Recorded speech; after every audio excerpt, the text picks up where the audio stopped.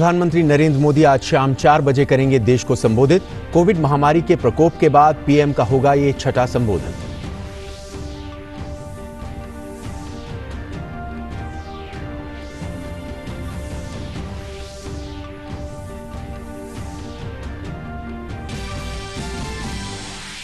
भारत चीन के बीच सीमा विवाद पर आज कोर कमांडर स्तर की तीसरी बैठक। लद्दाख के चुशुल में होगी बातचीत। दोनों पक्षों में पहले दौर की बैठक में हुए समझौते को लागू करने पर विचार विमर्श की उम्मीद। गलवान मुद्दे पर फ्रांस ने भारत के साथ दिखाई एकजुटता।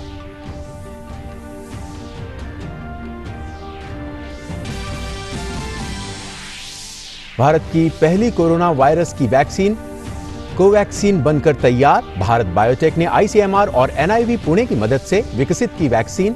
जुलाई से होगा ह्यूमन ट्रायल शुरू।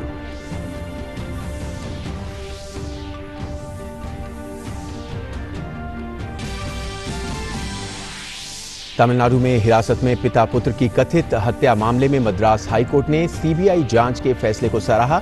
न्यायिक जांच में बाधा डालने के आरोप में अदालत के आदेश पर पुलिसकर्मियों पर केस दर्ज।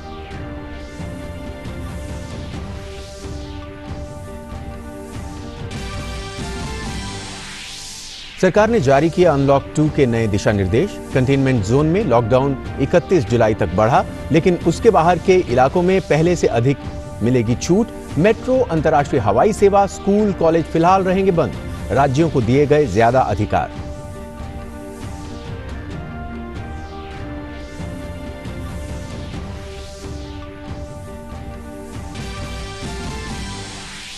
उनसठ ऐप पर प्रतिबंध के बाद गूगल प्ले स्टोर और एप्पल स्टोर ने टिकटॉक को अपने प्लेटफॉर्म से हटाया। आईटी एक्ट की धारा 69A के तहत देश की एकता, अखंडता और रक्षा को ध्यान में रखते हुए लिया गया फैसला।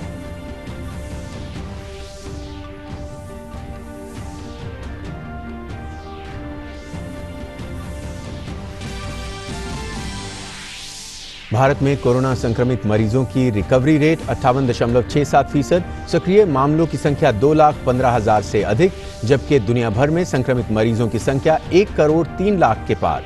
5,05,000 से अधिक की मौत। WHO ने जताई महामारी के और बढ़ने की संभावना। नमस्कार और अब देखते हैं समाचार विस्तार से। प्रधानमंत्री नरेंद्र मोदी आज शाम 4 बजे देश को संबोधित करेंगे। उनका यह संबोधन ऐसे समय में हो रहा है जब पूर्वी लद्दाख की गलवान घाटी में 15 जून को 20 भारतीय सैनिक शहीद हुए और उसके बाद भारत और चीन के बीच तनाव चरम पर है। गृह मंत्री अमित शाह ने ट्वीट के जरिए लोगों से अपील की है कि वो प्रधानमंत्री का संबोधन जरूर सुने। इससे पहले प्रधानमंत्री अपने मन की बात कार्यक्रम में कह चुके हैं कि भारत ने लद्दाख में अपनी जमीन पर बुरी नजर डालने वालों को मुंह तोड़ जवाब दिया है। बहरहाल आज उनका संबोधन ऐसे समय भी हो रहा है जब देश कोविड-19 महामारी और अनलॉक 2 में प्रवेश करने जा रहा है, जिसके लिए केंद्रीय गृह मंत्रालय ने कल रात दिशा निर्देश भी जारी किए। इससे पहले प्रधानमंत्री देश को 5 बार संबोधित कर चुके हैं। पिछली बार उन्होंने देश की अर्थव्यवस्था को मजबूती देने के लिए 20 लाख करोड़ रुपए के आर्थिक पैकेज की घोषणा की थी। फ्रांस की रक्षा मंत्री फ्लोरेंस पार्ले ने रक्षा मंत्री राजनाथ सिंह को चिट्ठी लिखकर गलवान घाटी में 20 जवानों की शहादत पर अपनी संवेदनाएं प्रकट की हैं। घटना पर गहरा दुख व्यक्त करते हुए उन्होंने कहा कि ये सैनिकों, उनके परिजनों और राष्ट्र पर गहरा आघात था। इसे कठिन घड़ी बताते हुए उन्होंने फ्रांसीसी सशस्त्र बल की ओर से दृढ़ और मैत्रीपूर्ण समर्थन व्यक्त किया। इलाके में भारत को सामरिक सहयोगी बताते हुए उन्होंने भारत के साथ फ्रांस की गहरी एकजुटता के संकल्प को दोहराया। फ्रांस की रक्षा मंत्री ने राजनाथ सिंह के आमंत्रण पर भारत आकर चर्चा करने की भी इच्छा जाहिर की।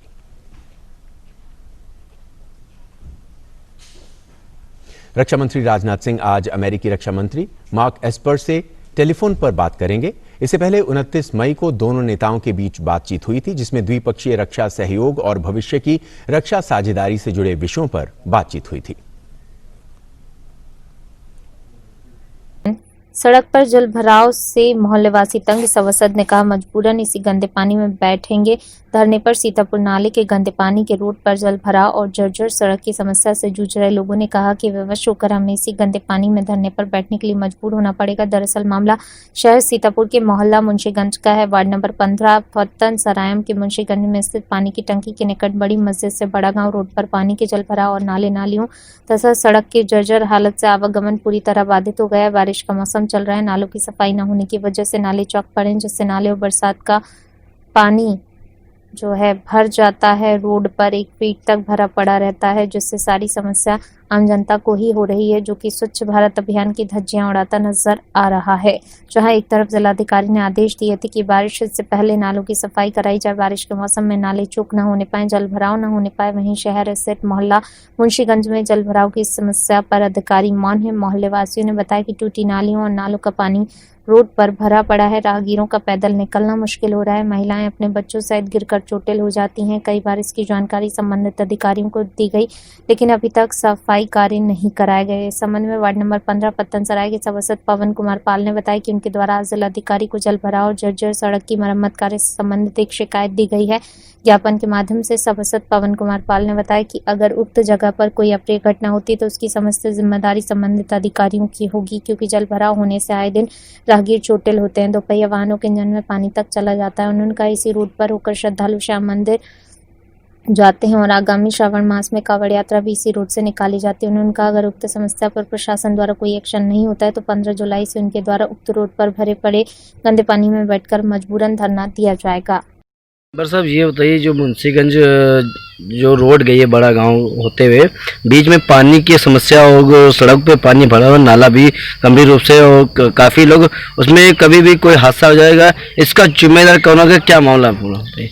सर ये है कि जो मुंशीगंज है पानी टंकी के आगे बड़ा गांव रोड मस्जिद वाली गली के बाद बहुत ज़्यादा जल भराव है जी, कि जो है रोड पूरी जो है तालाब जैसे तब्दील हो गई है जी, और इसमें आए दिन दुर्घटनाएं होती रहती हैं। कई लेडीज़ जो है पीछे जो गाड़ी पे बैठती बच्चे को लेके हमारे सामने जो है वो गिर चुकी हैं और चोटिल हो चुकी हैं। कईयों का सामान उसी में गिर जाता है, कोई अपने नए जूते पहन के जा रहा है वो उसमें भर जा रहे हैं, तो कैसे क्या करें। और अगर आप भी जाएंगे वहाँ पे तो देखेंगे तो एक बार आप सोचेंगे कि इसको कैसे पार करें, आपकी हिम्मत टूटेगी कि आप कैसे इसको पार करेंगे। अब यह है कि उधर पीछे गांव है, कई सारे गांव हैं, 30-40 गांव के लोग आदमी इधर से गुजरते हैं, और इस समय जैसे आम का सीजन है, लोग अपनी ट्रॉली भर के आम लेके जाते हैं, लेकिन वहां से निकलना जो है दूभर हो गया है। और इसके साथ वो दूसरी जगह से दूसरे रास्ते से काफ़ी घूम फिर के आते हैं। इधर जो है डीजल भी महंगा है और उनका इतना जो है एक्स्ट्रा खर्चा बढ़ रहा है। क्या इससे पूर्व जो आपने क्या कभी भी ज्ञापन दिया इससे पहले? इससे पहले कई बार जो है ईओ साहब को बता चुके हैं, लिखित में दे चुके हैं, मोहल्ले वासी भी दे चुके हैं, हम भी दे चुके हैं, लेकिन अभी तक कोई सुनवाई नहीं हुई। अब ईओ साहब से मिलता है, क्या कहते हैं, जिलाधिकारी से भी मिले या चेयरमैन से कहा, किससे कहा आपने, जो अभी तक शासन कुछ नहीं मिला? जो है कल जो है वहाँ पे नगर पालिका में लिखित में ईओ साहब को दिया है। इसके अलावा जिलाधिकारी को भी दिया है, पुलिस प्रशासन को भी सूचित कर दिया है कि अगर ये 15/7/2020 तक की जो है ये हमारा जो है ये पूरी रोड और नाले का निर्माण नहीं होगा तो हम वहाँ उसी गंदे पानी में बैठ के अनशन करेंगे। कल जो आप अनशन बैठे थे, जो लेकर कोई अधिकारी वहाँ मौके कोई पहुँचा था या नहीं पहुँचा? सर मैंने कल चेतावनी दी थी कि मैं बैठूंगा, मैंने 15-20 मिनट ही बैठे थे वहाँ पे, लेकिन हमने चेतावनी दी थी कि हम बैठेंगे वहाँ पे जी। उसके बाद दूसरा दिन हो गया, तो इस पे आप क्या कहना चाहते हैं? 15 तारीख को मैंने लिखित में दिया है कि 15/7/2020 को जी हम जो है उसी पानी में जो है बैठेंगे। आप क्या चाहते हैं, जो कि जो समस्याएं आए दिन में होती चली जा रही हैं, ईओ साहब भी अपनी मुचप्पी बांधे बैठे भी हैं, उसके बाद भी जिला प्रशासन भी संज्ञान नहीं ले रहा, इस पे आप क्या करेंगे? इसके लिए कहाँ जाएंगे, पैदल मार्च करेंगे या धरना स्थल करेंगे? क्या पानी में बैठेंगे?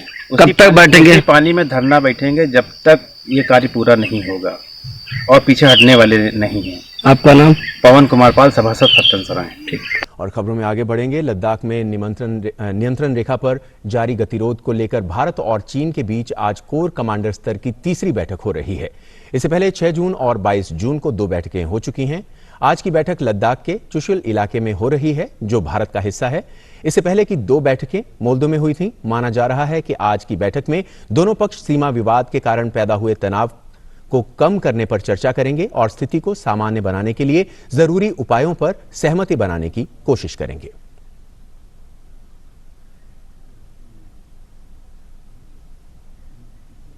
अब आगे रुख करेंगे। मद्रास उच्च न्यायालय की मदुरई पीठ ने थूथुकुडी पुलिस की हिरासत में पिता पुत्र की कथित हत्या के मामले में महत्वपूर्ण टिप्पणी की है। अदालत ने कहा है कि प्रारंभिक पोस्टमार्टम रिपोर्ट और कोविलपट्टी जुडिशियल मजिस्ट्रेट द्वारा दी गई जांच रिपोर्ट के आधार पर हत्या का मामला बनता है। मामले की सीबीआई जांच शुरू होने तक साक्ष्यों के गायब होने की संभावना पर भी चिंता जाहिर की है। हाईकोर्ट ने इस मामले में सीबीआई जांच शुरू होने तक सीबीआईडी को मामले की जांच करने के आदेश दिए हैं। कोर्ट ने तूतीकोरिन के एसपी को हटाने के भी निर्देश दिए हैं। आज कानपुर नगर लाल बंगला हरिंद्र नगर कानपुर के सुंदरीकरण हेतु कैबिनेट मंत्री सतीश महाना के द्वारा 2 करोड़ के बजट से बाजार के कायाकल्प के लिए लोकार्पण किया गया। उन्होंने अपने संबोधन में कहा कि लाल बंगला से हरजिंदर नगर तक फुटपाथों का सुंदरीकरण किया जाएगा। भारतीय जनता पार्टी के महामंत्री राकेश तिवारी ने कहा कि लाल बंगला बाजार में सुंदरीकरण से 4 चांद लग जाएंगे। व्यापारियों से अपील भी की गई कि सड़कों पर कूड़ा ना फेंक करके डस्टबिन में डालने की कोशिश करें। हम सबको मिलकर स्वच्छता की एक मिसाल कायम करना है। और केंद्र सरकार ने 59 मोबाइल ऐप को बैन करने के फैसले के बाद अब गूगल प्ले स्टोर और एप्पल स्टोर ने टिकटॉक ऐप को अपने प्लेटफॉर्म से हटा दिया है। देश की सुरक्षा चिंताओं और देश की जनता की निजता के ध्यान के साथ साथ डेटा सुरक्षा से जुड़े मुद्दों को ध्यान में रखते हुए केंद्र सरकार ने कल शाम ये अहम फैसला लिया। जिन ऐप्स पर प्रतिबंध लगाया गया है उनमें TikTok, UC browser, share it जैसे ऐप्स हैं। पिछले कुछ महीनों से चीन में सर्वर वाले ऐप पर प्रतिबंध लगाने की मांग हो रही थी। इसके लिए आईटी मंत्रालय को कई जगहों से प्रतिवेदन भी मिले थे।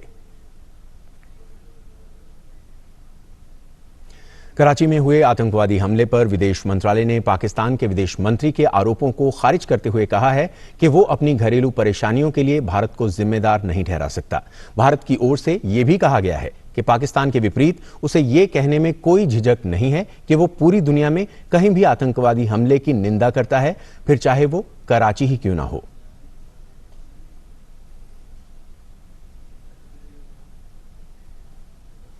केंद्र सरकार, तमिलनाडु सरकार और विश्व बैंक ने सोमवार को तमिलनाडु राज्य में कम आय वाले समूहों की मदद के लिए कानूनी समझौतों पर हस्ताक्षर किए, जिससे उन्हें किफायती आवास प्राप्त हो सके। राज्य के आवास क्षेत्र की नीतियों, संस्थानों और विनियमों को मजबूत करने के लिए 2 परियोजनाएं शुरू की जाएंगी। इसके तहत $20 करोड़ की तमिलनाडु आवास क्षेत्र को मजबूत करने की पहली परियोजना है, जबकि दूसरी $5 करोड़ की तमिलनाडु आवास और विकास परियोजना है। पहली परियोजना के जरिए तमिलनाडु सरकार के उन कार्यक्रमों को मजबूती मिलेगी जिसके जरिए राज्य सरकार लोगों को किफायती घर उपलब्ध कराती है।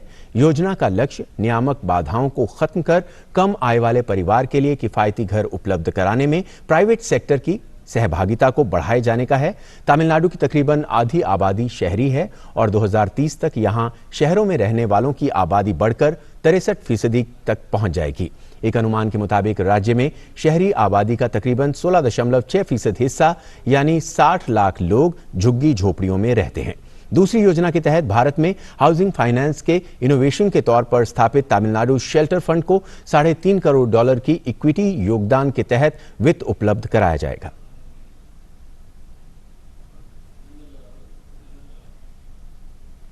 कोरोना वायरस से जंग के लिए भारत की पहली कोरोना वायरस वैक्सीन कोवैक्सीन बनकर तैयार हो गई है। इस वैक्सीन को भारत बायोटेक कंपनी ने बनाया है। भारत बायोटेक ने दावा किया है कि उसने कोविड-19 के लिए भारत की पहली वैक्सीन को विकसित कर लिया है। कंपनी के अनुसार भारतीय चिकित्सा अनुसंधान परिषद और नेशनल इंस्टीट्यूट ऑफ वायरोलॉजी के साथ मिलकर उसने ये वैक्सीन तैयार की है और अब जुलाई से इस वैक्सीन का इंसानों पर ट्रायल शुरू किया जाएगा। खास बात यह है कि drug controller general of India, central drug standard control organisation और स्वास्थ्य मंत्रालय ने फेज 1 और फेज 2 ह्यूमन क्लिनिकल ट्रायल शुरू करने की अनुमति दे दी है। इसके पहले कंपनी ने प्री क्लिनिकल स्टडीज से प्राप्त नतीजे सौंपे थे। कंपनी की तरफ से जारी एक बयान में कहा गया है कि SARS-CoV-2 स्ट्रेन को पुणे स्थित NIV में अलग किया गया और उसे भारत बायोटेक को हस्तांतरित किया गया। घरेलू इनएक्टिवेटेड वैक्सीन को हैदराबाद के जिनोम वैली में स्थित भारत बायोटेक के BSL-3 यानी बायो सेफ्टी लेवल 3 के हाई कंटेनमेंट फैसिलिटी में विकसित किया गया है और बनाया गया है।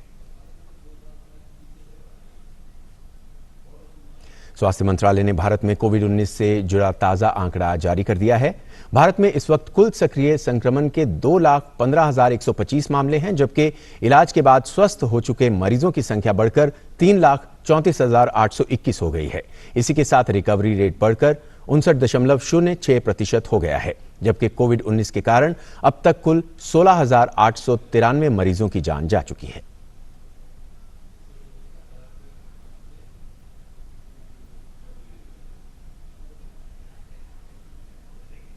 अनलॉक 1 का आज आखिरी दिन है और इससे पहले सोमवार को केंद्रीय गृह मंत्रालय ने कंटेनमेंट जोन से अलग बाकी इलाकों में पहले से ज्यादा छूट देने के लिए अनलॉक 2 के तहत नए दिशा निर्देश जारी किए हैं। इससे पहले 30 जून को अनलॉक 1 के तहत कोरोना संकट के कारण लगाए गए लॉकडाउन में ढील दी गई थी।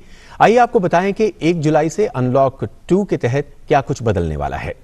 पहले से जारी घरेलू उड़ानों की संख्या का विस्तार होगा। नाइट कर्फ्यू में ढील दी जाएगी। अब रात 10 बजे से सुबह 5 बजे तक ही कर्फ्यू रहेगा।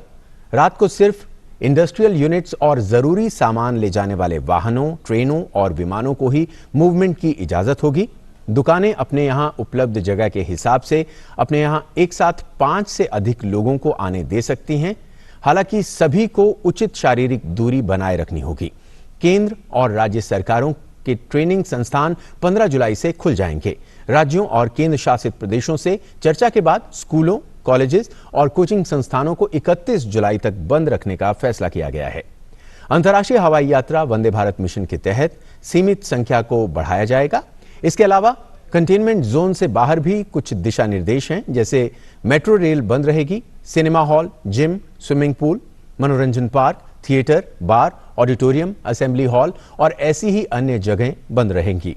सामाजिक, राजनीतिक, खेल, मनोरंजक, अकादमिक, सांस्कृतिक, धार्मिक कार्यक्रम और अन्य बड़े जलसे नहीं होंगे। 31 जुलाई तक कंटेनमेंट जोन्स में लॉकडाउन जारी रहेगा। जहां कंटेनमेंट जोन नहीं है, वहां की गतिविधियों में छूट का फैसला राज्य सरकारें करेंगी। राज्य सरकारें और केंद्र शासित प्रदेश हालात को देखते हुए कंटेनमेंट जोन से बाहर भी कुछ गतिविधियों को रोक सकती हैं और पाबंदियां लगा सकती हैं। आरोग्य सेतु ऐप के इस्तेमाल को प्रोत्साहन देना जारी रहेगा। जम्मू कश्मीर के अनंतनाग जिले में वागमा बिजबेहरा में सुरक्षा बलों ने 2 आतंकियों को मार गिराया है। जम्मू कश्मीर पुलिस महानिदेशक दिलबाग सिंह ने बताया कि बिजबेहरा में 3 दिन पहले सीआरपीएफ जवान को और एक बच्चे को मारने वाले आतंकी को भी सुरक्षा बलों ने आज इस मुठभेड़ में मार गिराया है। इससे पहले कल भी 3 आतंकवादी मारे गए थे। कल रात में एसएसपी अनंतनाग को खबर मिला था कि वागमा गांव में और चौट में 3 मिलिटेंट छिपे हुए हैं। पुलिस, आर्मी, सीआरपीएफ ने रात में कॉर्डन कर लिया। आज मॉर्निंग में जब सर्च शुरू किया तो मिलिटेंट्स ने हमारे फोर्स पर फायर किया। जवाबी कार्रवाई में 2 मिलिटेंट मारे गए। और सबसे बड़ी बात है कि जो बिजबेहरा बेल्ट में आईएसजेके के 4 मिलिटेंट हैं, जिसमें कि ये लोग पिछले साल हमारे एक पुलिस वाले को अटैक करके उसको मार गिराया था, उसका वेपन में लेके भाग गया था। और इसी साल सीआरपीएफ के 2 जवान शहीद हो गए थे, एक अप्रैल में, एक इसी मंथ में, और उसके साथ एक 6 साल का बच्चा भी उसमें मारे गए थे। तो इस हिसाब से कामयाबी अच्छी है ये। और पिछले 24 घंटे में अनंतनाग पुलिस और सिक्योरिटी फोर्स मिलकर टोटल 5 मिलिटेंट को न्यूट्रलाइज कर पाया है। सूचना प्रसारण मंत्री प्रकाश जावड़ेकर ने केंद्र सरकार के उस फैसले की सराहना की है जिसमें 59 ऐप को प्रतिबंधित किया गया है। उन्होंने कहा कि फैसले का पूरे देश ने सराहना की है। उन्होंने कहा कि इस फैसले से भारतीय स्टार्टअप को बढ़ावा मिलेगा और वो जल्द ही इससे बेहतर संस्करण पेश करेंगे। ये सही दिशा में उठाया गया कदम है।